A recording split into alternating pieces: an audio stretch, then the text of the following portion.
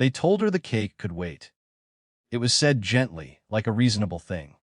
Her mother stood at the kitchen counter with her phone pressed to her ear, nodding as if the person on the other end could see her. Her father didn't look up from the sink. The balloons, 3 of them, silver and deflating already, leaned against the wall near the table. Her brother was upstairs shouting, not words exactly, just sound, doors, feet, something hitting the wall hard enough to make the light fixture rattle. "It's just not a good time," her mother said, covering the phone and lowering her voice. "You understand, right?" She did understand. That was the problem. 18 had felt fragile in her hands for weeks. Not exciting in the loud way her classmates talked about, but important. Like a line you step over quietly and feel the ground change under your feet. She hadn't asked for a party. Just dinner, a cake, something that said, "This moment belongs to you." Instead, the house rearranged itself around her brother's anger like it always did. "He's overwhelmed," her father said later, as if explaining whether we don't want to escalate things. She nodded. She always nodded. The skill had become automatic. Make yourself smaller, make it easier.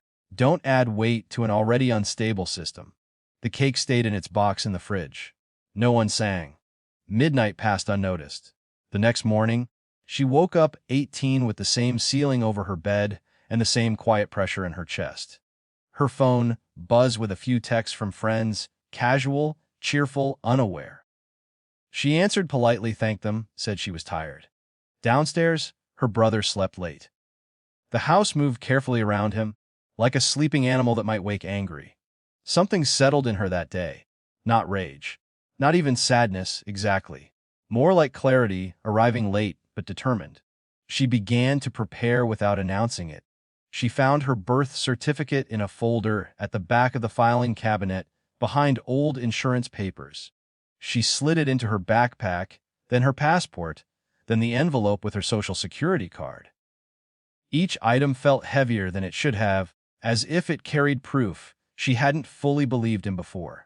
She counted the money she'd been saving from her part-time job, tips folded and refolded, a small stack that represented hours of being polite to strangers who didn't know her name. It wasn't much, but it was enough to begin. She packed in layers, a few clothes at a time, books she loved, the sweater she always reached for when the house felt too loud. No suitcase. Just a backpack that grew fuller by degrees, so no one noticed, no one asked. That, too, told her something.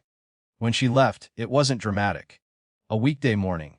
Her parents had already gone to work. Her brother was still asleep. She stood in the hallway for a moment, looking at the family photos, vacations, where she stood slightly apart, smiling carefully. Already practiced at not taking up too much space. She didn't leave a note. Not because she wanted to punish them, but because she didn't trust herself to explain without apologizing for existing. The bus ride to her friend's place felt unreal, that like she was watching herself from the outside, someone older and braver making choices she hadn't known she was allowed to make. Her friend's mother didn't ask many questions. She handed her a towel, told her where she could put her things, treated her presence like it made sense. That night, lying on a mattress on the floor, she felt both lighter and unbearably hollow. Independence, it turned out, wasn't a clean emotion. It scraped on the way in. At home, her absence was first mistaken for compliance. Her parents assumed she was staying late at school, then with friends, then just being 18 in ways they didn't need to monitor. They didn't call until the 3rd day, and even then, the voicemail was casual. Check in when you get a chance. She didn't. The first undeniable shift came a week later, through paperwork. Her school counselor emailed her parents to confirm her updated address. It was routine. Neutral. Impossible to argue with. Her mother called immediately after that. Panic edged her voice now, sharp and unfamiliar. "What is this about you moving out?" "I moved," she said. Her own voice sounded steadier than she felt. "I needed to." There was a rush of explanations on the other end, stress, timing, her brother's condition, how hard things had been lately. The same words rearranged into concern. "You should have talked to us." She almost laughed. Not because it was funny, but because it was astonishing how differently the past could be remembered depending on who was inconvenienced. "I did," she said quietly. Just not out loud. Without her, the house lost its buffer. Her brother's moods no longer diffused gently into her silence. There was no one to quietly smooth dinner, no one to retreat early so he could have space, no one to absorb tension without comment. Her parents began to argue not explosively, but often. About money, about plans, about whose turn it was to handle the next crisis. The image of the perfect family didn't shatter. It sagged, corners bent, frames slipped on the wall. She heard about it in fragments. A tense phone call, a relative's careful question, a text from her father that said, "Things are complicated right now." She didn't rush back. She registered her new address officially, got her own bank account, picked up extra shifts, learned how much groceries cost when you paid for all of them yourself, learned how silence could feel different when it wasn't imposed. Sometimes, late at night, the grief came anyway. For the birthday that never happened.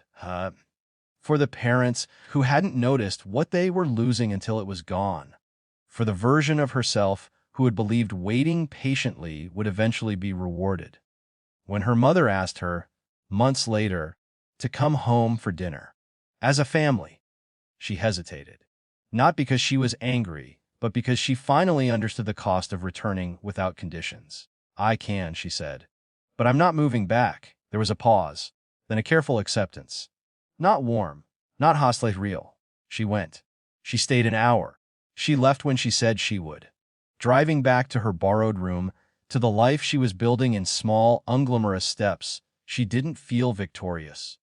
She felt intact. Growing up, she realized, wasn't about being chosen at last. It was about choosing herself, quietly, and living with the consequences, both the freedom and the ache, without pretending either one canceled the other out.